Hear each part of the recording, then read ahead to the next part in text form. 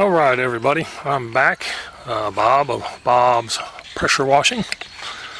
I've went ahead and did a little bit of effort towards locking this pressure washer in its new home. You can see this big ugly piece of wood. I'll get to that in a second.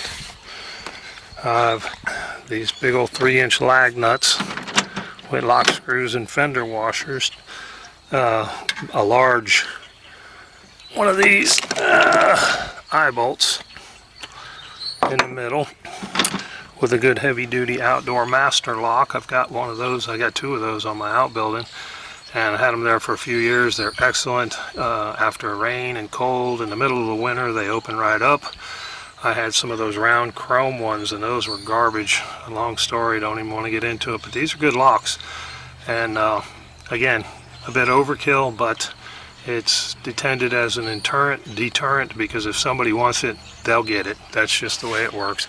You know, like I said, over here with my reels and stuff, a quick chainsaw, don't need any electricity. Now they have cordless, what are they, jigsaws. Anyway, you can zip right through that stuff in no time. 2 guys can haul that off, throw it in the back of the truck, and worry about it down the road. Same with this. So it is what it is, but this should be its new home. One thing I discovered, and I think I got kind of lucky before, if you see this black spot here, that's where the exhaust is shooting out, and before it was apparently shooting out toward the strap, the plastic, and I think this plastic is far enough away. The highest temp I got on this was 529 degrees, which is more than I'm comfortable with. So I just got done ordering one of the exhaust diverters for the Honda GX390. It'll be here, I suppose, probably Monday, Saturday if I'm lucky. Get that sucker on there and fix that little problem, because that's my exhaust right there. So this is what it looks like. Give me just a second.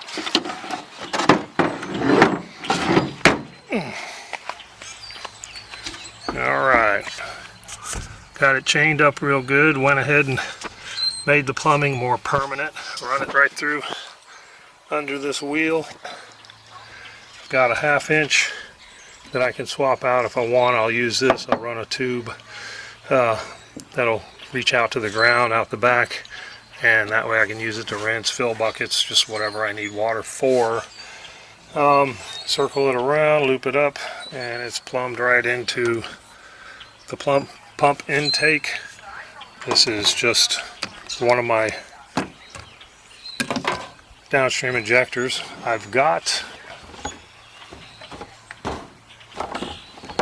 the tubing to do that with, the 1/2 inch, but they were out, and I only got one bundle of 10 foot, and this is going to go 3/8 to 1/2 to 1/2 ID, and it's going to go in here to divert back to the buffer tank, so that I don't have to worry about keeping on or off of the trigger. It'll just bypass back to the tank, and that'll be that. And then I'll have to pick up another bundle of 1/2 inch ID for this, and who knows, I may go ahead and just pick up a 3/4 inch valve and a 3/4 inch barb. I think I've already got a 3/4 inch barb. Either way, I may not. I'll worry about that then, but that's what's going on now. And let me go add a little something so you all understand. I'll be back. Alright, I'm back. There you go. Another Blackstone grill cover. Covers it nicely. The clips on the end clip it in good enough, but I've got these yellow straps, just like the other ones.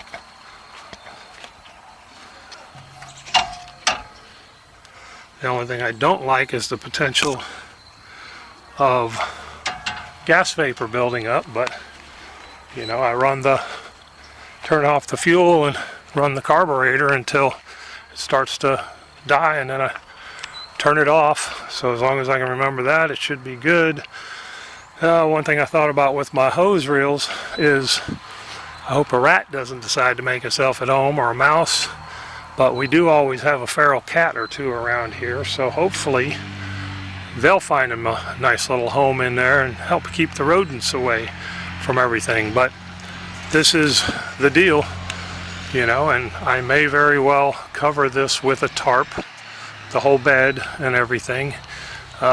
So either way, I'll get that part figured out, but I like these grill covers. It's a great idea that I picked up on Reddit, and we'll see how it plays out. They're good covers, so I don't know what the longevity of them is going to be, but we'll see.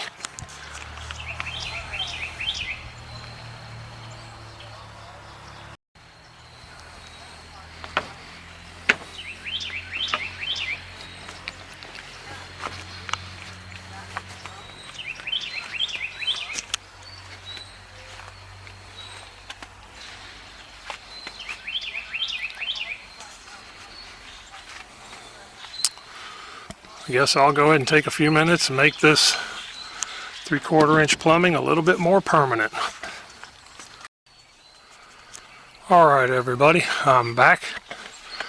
About to call it quits for the day. I did go ahead and make a much more permanent installation of my buffer tank plumbing. Shortened it.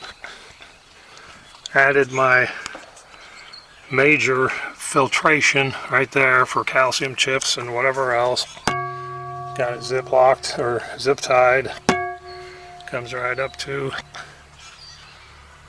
my source hose. So that's done. I'm going to leave this pressure washer out here tonight and hope it's here in the morning, and it should be. As you can see, I don't really live in, you know, the middle of a bad city or something. Drain the buffer tank all the way down to apparently the top of the bulkhead down there. I'll go ahead and close this, and I think it's about time to get straightened up and call it a night, call it a day. It's actually been a pretty productive day, all things said and done. Let's see what we can get done tomorrow. I think maybe tomorrow I'll run my bypass hose up into the bypass tank, but I'm going to fill it up again and make sure it's still operating correctly, and tomorrow will be a new day. I'll get this thing straightened up so I can make a mess again tomorrow. See you then. Bob at Bob's Pressure Washing. You thought I forgot, didn't you? Tell your family, tell your friends. This is the coolest stuff on YouTube. There's not thousands of dollars worth of equipment here. It's just me with a point and shoot. Let's do this. Alright. Got it packed up for the night. What do you think? As I've said before, I may end up tarping the whole thing. I have my little concern about gas vapor from the gas tank. I don't know if it's vented or not. I'll have to try to check. But also from the chlorine tank. So I may have to plumb that to where I get a tube out so that any gases can escape a tarp. But that's what it looks like without a tarp. And that's reasonably close to what it's going to look like when it's done. So we'll call it a night. See about getting something to eat. Y'all have a good one.